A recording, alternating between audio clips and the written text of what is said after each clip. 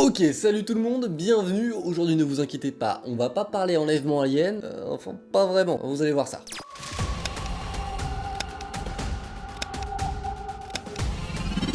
Bien sûr, tout le monde connaît les films Men in Black, et si c'est pas le cas, il faut aller les voir, ils sont absolument géniaux. En attendant, c'est pas seulement des films, mais avant d'être des films, c'est surtout des témoignages d'hommes et de femmes qui racontent avoir été en contact avec des hommes entièrement habillés de noir qui sont venus leur poser des questions concernant des témoignages d'ovnis qu'ils auraient pu voir. C'est un petit peu bizarre et nous allons en parler. Et je sais pertinemment, il y en a plusieurs d'entre vous qui vont être ravis de ce sujet, hein, c'est sûr. Ces fameux enquêteurs discrets seraient nommés les Men in Black, qui seraient toujours groupés de 2 ou 3 et auraient pour but de maîtriser, voire ralentir la propagation des informations concernant les ovnis et les aliens sur Terre auprès des humains. Ils seraient régulièrement désorientés par des objets du quotidien, comme des stylos ou du thé. Et en plus de ça, ils parleraient une sorte de langue oubliée ou d'argot pour échanger entre eux devant un témoin sans qu'ils puissent comprendre ce qu'ils peuvent raconter. Jusque là, on pourrait tous se dire, ok, ce sont des enquêteurs, tout ce qu'ils font c'est une enquête, ils récoltent du coup des données pour monter un dossier et avoir du coup une finalité à cette histoire. Le fait est que ça se passe pas tout à fait comme ça. Parce que certes, ils rentrent en contact avec les témoins, ils leur posent des questions, etc. Mais surtout, à la fin, ils sont toujours là pour essayer de convaincre le témoin que tout ce qu'ils ont vu, c'est faux.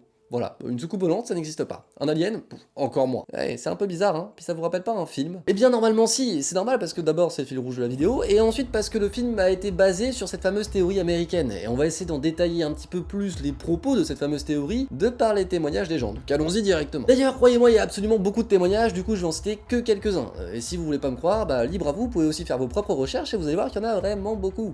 Enfin bref, quoi qu'il en soit, nous sommes partis. Danny Gordon est un journaliste radio qui en 1987 va faire l'observation d'un phénomène OVNI. Il va vouloir le décrire dans sa chronique du lendemain à la radio, il aura d'ailleurs pris quelques photos, et suite à la révélation de son histoire à la radio, eh bien la CIA va soi-disant le menacer. En tout cas, il pense que les menaces viennent de la CIA. Il va donc directement se pointer à la CIA et leur demander s'ils l'ont menacé. La CIA va tout naturellement leur dire, bah non, on te connaît pas. En même temps, si la CIA veut menacer quelqu'un, je suis pas sûr qu'ils lui disent, ouais, carrément, on a prévu de te menacer et de te tuer.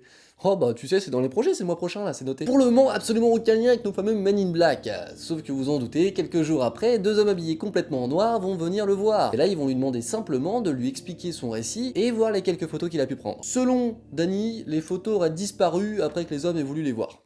Voilà, petite information comme ça, je vous la donne, c'est cadeau. On va continuer avec un deuxième témoignage. Un employé d'un hôtel au Canada va faire l'observation d'un ovni et le raconter à ses collègues de l'hôtel. Le fait est qu'un jour, 2 hommes débarquent dans l'hôtel et vont poser des questions aux employés devant eux concernant ce fameux employé et par rapport à l'événement. Le fait est que cet employé n'est pas là ce jour-là, il est en congé. Donc du coup, c'est ses collègues qui vont lui raconter l'observation de ces 2 hommes. Ils vont avoir absolument sondé tout le sujet des complots et des aliens, comme s'ils voulaient savoir à peu près ce que pouvaient connaître les autres de ce genre de sujet, tout en essayant d'en apprendre un peu plus sur le fameux employé qui aurait vu cet ovni. Ce qui va nous intéresser sur cette rencontre, c'est qu'ils vont être filmés, et du coup on aura une réelle description de ce qu'ils sont, c'est-à-dire des hommes qui sont en général habillés d'un costume qui est un petit peu daté, on va pas se mentir, avec un chapeau, bref, très classe, sans sourcils ni cils, la plupart du temps chauves, ou alors avec des perruques d'après certains. J'allais oublier un détail, ils auraient des yeux hypnotiques. Bon après ça c'est ultra subjectif selon la personne qui est en face d'eux, mais bon. La théorie indique que s'ils sont habillés ainsi avec des costumes comme cela, c'est pour pouvoir mieux se fondre dans la société et du coup ne pas éveiller les soupçons sur eux et enquêter tranquillement. Bon, pourquoi pas. Mais allons encore un petit peu plus loin. Ils auraient, d'après la théorie toujours, des facultés que l'homme classique n'a pas. L'homme avec un grand H bien sûr. Notamment le fait de pouvoir se déplacer ultra rapidement. Certains décrivent que simplement en tournant la tête, juste après, les hommes avaient disparu ainsi que leur voiture. Quelques secondes du coup après, bien sûr, un changement de regard, c'est rapide. Mais pas seulement. Aussi le fait de pouvoir dérober des objets sans même pouvoir être en contact avec. Notamment dans le cas de Danny, il décrit que les photos ont été volées alors que ces hommes n'ont pas pu les toucher. Et au-delà de ça, il serait aussi très autoritaire. Bon, ça en même temps, vous allez me dire, tout le monde peut l'être. Surtout s'ils bossent pour le gouvernement de façon secrète.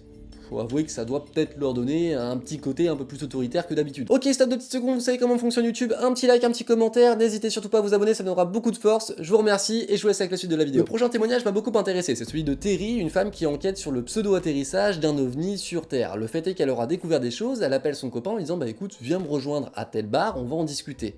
Sauf que c'est pas son copain qui vient, c'est un Man in Black et un militaire. Alors je sais pas exactement ce qu'ils se sont dit, en tout cas ils lui ont raconté que son copain ne viendrait pas, ça peut se comprendre parce qu'il serait retenu. Bon, après ça je sais pas vraiment la réalité du faux. Mais ça ne s'arrête pas là. Sans nouvelles de son copain pendant plusieurs temps, ils vont quand même se revoir au bout de 2 mois. Et là son copain va lui confier qu'il aura vu 2 hommes venir le voir pour lui raconter qu'il devait prendre un peu de distance avec ce fameux site d'atterrissage OVNI s'il voulait pas avoir trop de problèmes le monsieur. Clairement il a eu un peu peur à sa vie et ça peut se comprendre. Ok, je vois qu'il vous en faut plus, y a pas de problème, j'ai tout ce qu'il faut. Est-ce que vous vous souvenez d'un ancien ancien agent de la CIA qui va du coup témoigner sur la zone 51. Si c'est pas le cas, c'est-à-dire qu'il faut que vous regardiez ma vidéo sur la zone 51 et que vous avez pas non plus vu celle de Fabien Olicard, il faut aller les voir, elles sont géniales. Enfin bref, on s'éloigne du sujet, cet homme-là va témoigner malheureusement proche de la fin de sa vie car il sera gravement malade. Et il va nous raconter que s'il témoigne seulement maintenant, c'est parce que plus jeune, 2 hommes en noir seraient venus le voir quant à son acceptation d'une interview pour pouvoir raconter toutes ces histoires sur la zone 51 et vont l'avoir menacé. Bon, à ce moment-là, il aura un petit peu peur pour sa vie et pour sa famille parce qu'il sait très bien quels sont les risques à raconter tout ça devant des médias.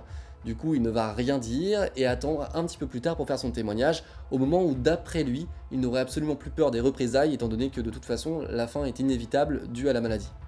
Linda Moldenhauer's phone call. Her phone was tapped, and they got my phone number, and through the telephone company, they're able to find me, and so on. When they found you, what happened? I was going to a grocery store.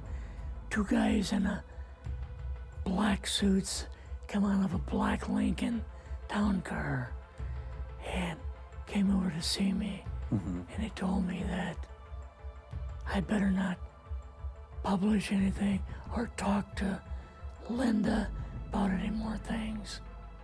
So at that time, I did, I stopped. Niveau menace, c'est pas la seule chose que l'on a non plus venant de ces hommes-là. Danny va décrire et témoigner que son fils lui-même, quelques jours après du coup la visite de ces hommes-là, va avoir failli se prendre une brique en pleine tronche. Et lui, il pense dur comme fer que c'était ces fameux hommes-là qui ont agressé son fils ou en tout cas tenté de l'agresser. Après, ce n'est qu'une conviction personnelle, rien de plus, il y a absolument aucune preuve sur ce fait-là. Allez, une petite info bonus juste pour vous, vous devez certainement vous souvenir de Kenneth Arnold, le premier homme à du coup faire l'observation en plein vol d'un objet volant non identifié, une flying saucer. Pourquoi ? Parce qu'il verra du coup une sorte de soucoupe volante. Et c'est les médias qui vont créer ce terme-là en racontant son histoire. Et bah lui-même va raconter que certains hommes sont venus le voir, 2 hommes entièrement habillés de noir pour essayer de le dissuader de raconter son histoire aux médias. Voilà, tout simplement. Mais depuis quand est-ce qu'ils existent? Depuis quand est-ce qu'ils essaient de contacter des hommes qui seraient témoins de ces visites-là? Eh bien leur apparition va se faire peu après le témoignage de Kenneth Arnold. Suite à ce témoignage-là, il y aura l'incident du coup de l'île Maurice où un homme va monter tout un gros canular parlant du coup de soucoupe volante pour essayer de pouvoir écrire dans une grande revue très connue à l'époque aux États-Unis et nous sommes en 1947. Et le premier à en parler en France, ce sera Jimmy Gueux qui va du coup raconter l'histoire de Franck Fontaine, l'homme enlevé, abducté par des aliens en France à Cergy-Pontoise, dont j'ai fait une vidéo quelque part qui s'affiche, allez la voir, c'est pareil, elle est super bien. Voilà rapidement ce que pourraient être les véritables Men in Black. Mais alors qu'est-ce qu'il faut en retenir? Eh bien ce seraient des hommes toujours habillés dans un style des années 40 qui du coup exerceraient après la Seconde Guerre mondiale pour essayer de découvrir des informations concernant les ovnis et les aliens. Ce style vestimentaire d'ailleurs très particulier et anecdotique va toujours mettre la puce à l'oreille aux contactés, leur mettant des doutes sur la réelle fonction de ces fameux hommes. Tantôt travaillant pour le gouvernement, tantôt journalistes, enfin bref, on sait pas vraiment pour qui ils travaillent au final. Mais alors est-ce qu'ils seraient vraiment financés et envoyés par l'État américain? Ou alors est-ce que comme certains complotistes l'affirment, ils seraient eux-mêmes des aliens qui viennent sur Terre pour essayer de sonder et comprendre nos connaissances concernant les mondes extérieurs?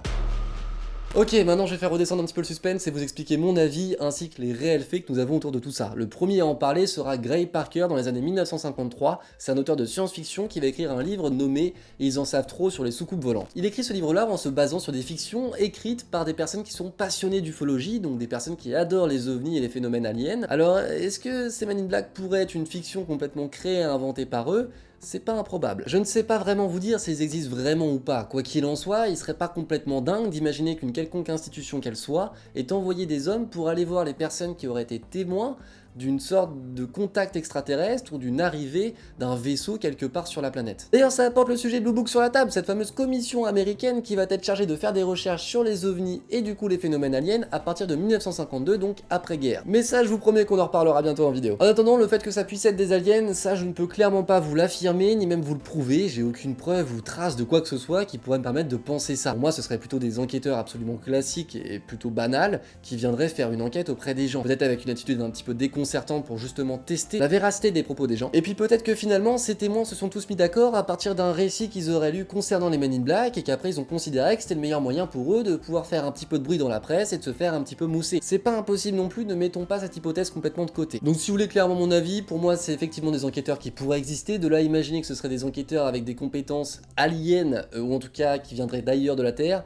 je ne crois pas, non. Je tiens à préciser autre chose, j'ai fait cette vidéo notamment avec des documents, comme d'habitude, que je peux trouver sur internet, mais pas seulement. J'ai aussi regardé 2 vidéos de 2 créatrices que j'ai pu découvrir sur YouTube grâce aux recherches, et leurs vidéos sont vraiment bien faites sur ce sujet, je vous invite à aller les voir, elles sont en description. Voilà, en tout cas, je serais ultra curieux de pouvoir connaître votre avis à vous sur cette fameuse histoire de Men in Black, réelle ou non, s'ils ont des compétences ou non surnaturelles, est-ce qu'ils ont vraiment existé, j'en sais rien, vous qu'est-ce que vous en pensez, je serais très curieux de le savoir. Si vous avez des idées de sujets, n'hésitez surtout pas à les mettre en commentaire, sur ce je vous dis à très bientôt pour une nouvelle vidéo, ciao tout le monde, bye.